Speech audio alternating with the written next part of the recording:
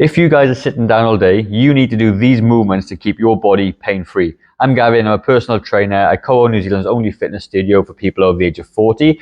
And over the last 12 to 13 years, I've actually coached 1,000 people over 40 to be fitter, stronger, healthier versions of themselves. I'm going to share with you a quick daily routine checklist that you can do every single day to keep you mobile and pain-free. It's going to hit every major muscle and joint of the body, and it's only going to take you about 5 minutes per day. And if you do this routine for, say, 21 to 28 days, pretty much guarantee you're going to feel absolutely amazing from doing these exercises.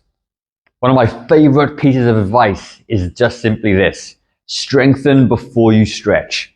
Say it with me: strengthen before you stretch. So each exercise I'm going to show you is going to be a strengthening move, then it's going to be a stretch move. And when you combine these two things together, it's going to give you an amazing result.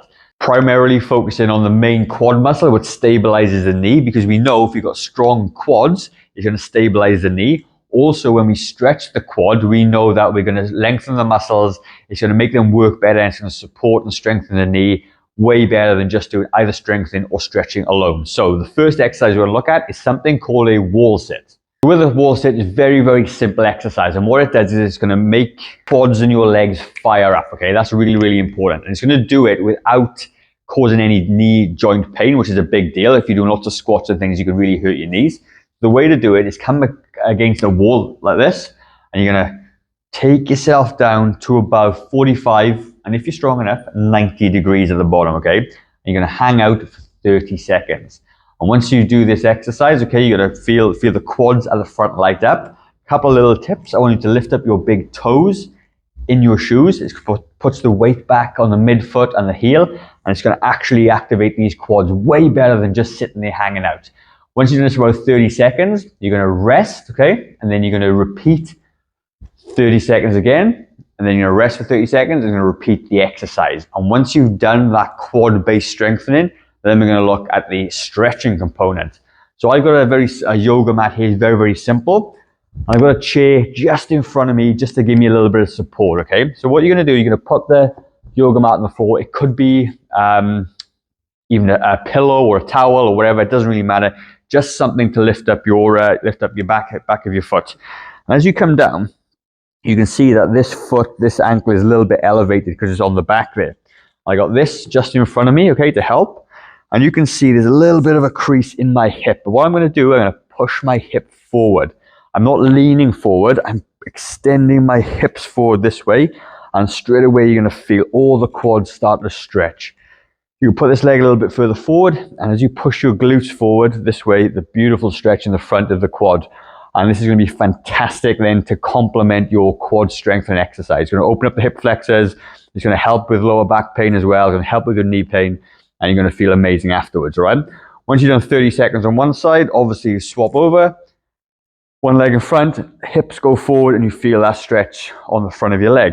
If you're somebody, though, that can't kneel down because you've got sore knees, that's okay. What we can do is you can hold onto the back of a chair, grab your ankle, and do the same thing. This is actually a harder version, in my opinion, because you need a bit of mobility to do this.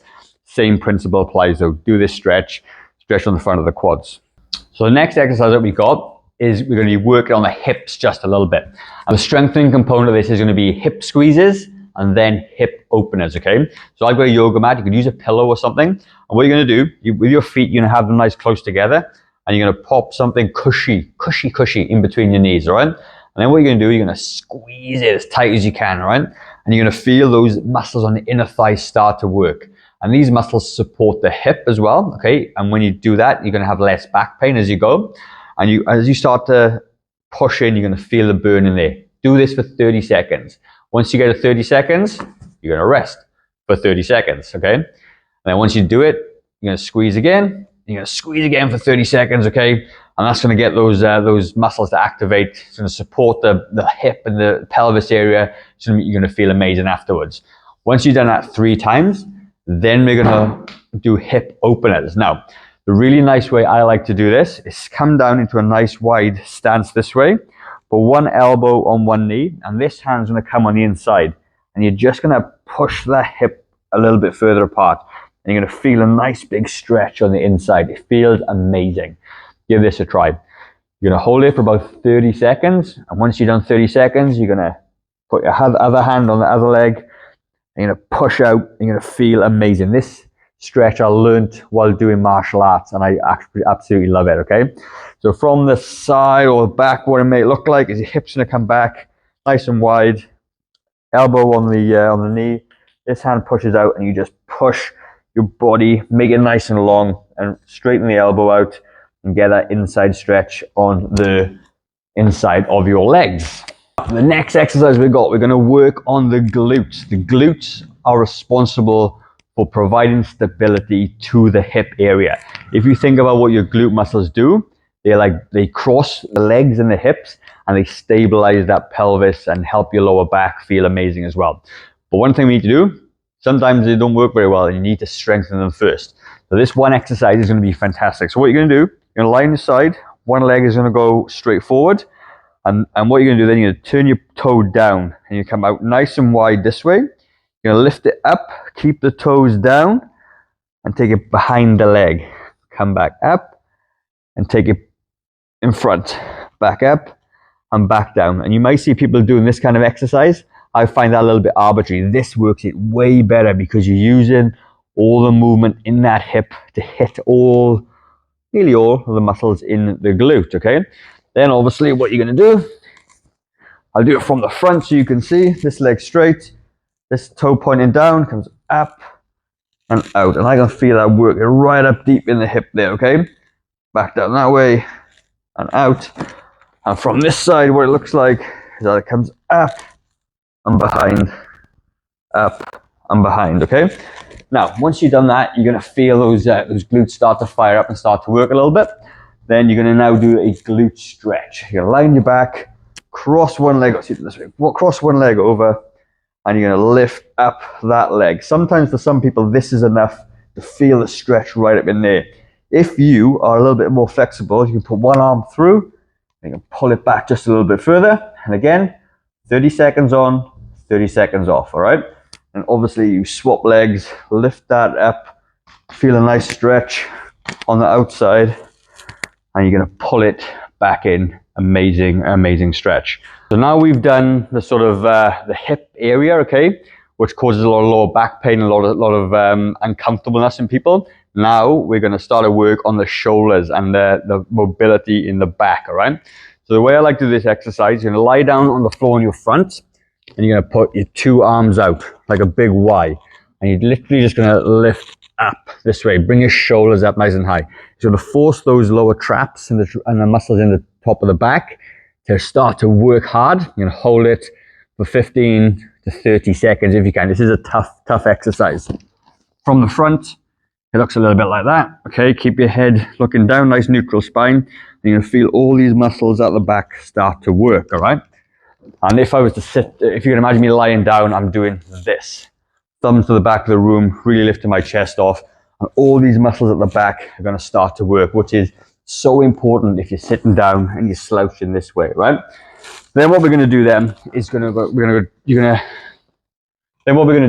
again use the yoga mat or something a bit more sturdy if you need to, it's fine. And we're gonna work on the thoracic extension. And the thoracic extension is the top of your back curves a little bit like that.